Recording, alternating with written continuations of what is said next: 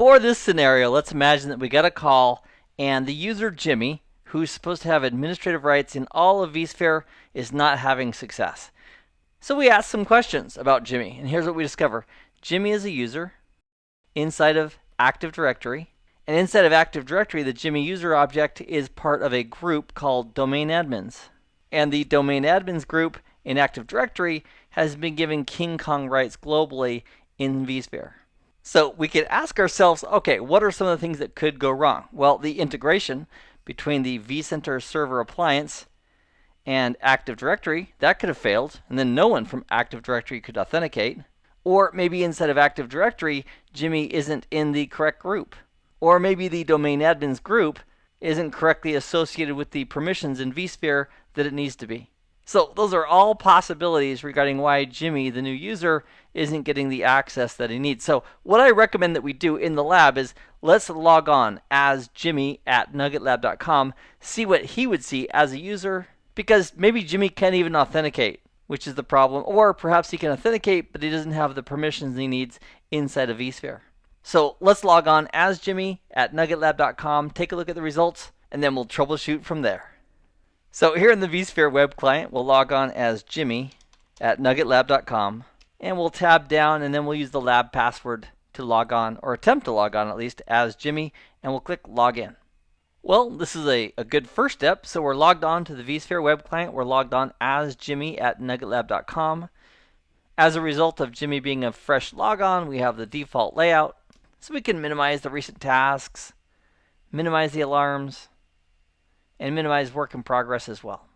And if we don't want these Getting Started tabs on many of our panes here, we can click on Help, and from the drop down we can select Hide All Getting Started Pages.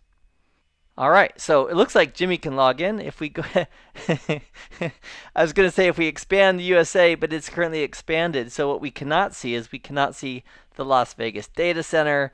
We can't see the cluster 1, cluster 2, or anything. So with USA selected, the folder, let's click on the Permissions tab. And right here, we have the administrators group at vsphere.local that has global permissions as administrator. And let's just verify that our Domain Admins group is nested inside that administrators group. So to do that, let's hover over the home icon. And from the drop down, let's go straight to Administration. Under Single Sign-On, we'll click on Users and Groups here on the left. We'll go ahead and click on the Groups tab. So here's the administrators group. And sure enough, our Domain Admins group from nuggetlab.com is a member of that group. So the question is, if Jimmy is a member of the Domain Admins group in Active Directory and Domain Admins is a member of the vsphere.local administrators group, which has the administrator role assigned globally, why can't Jimmy access anything below the USA folder?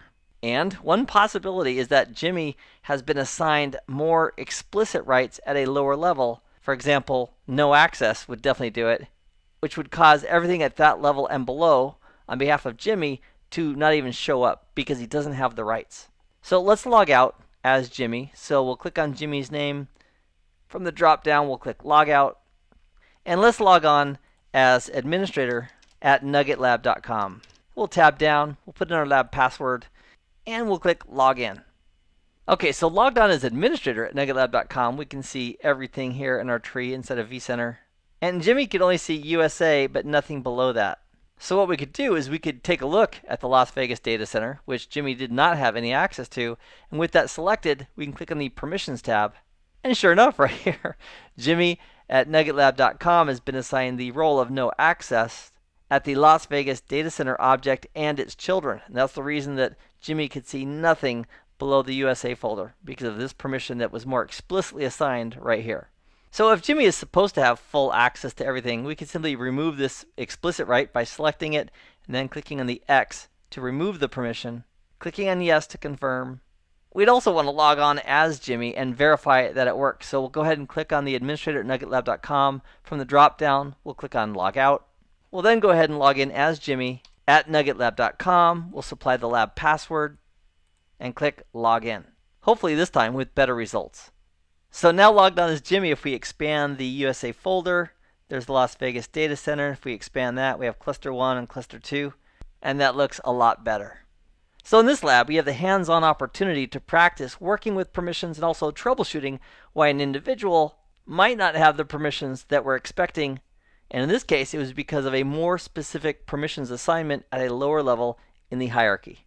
I hope this has been informative for you, and I'd like to thank you for viewing.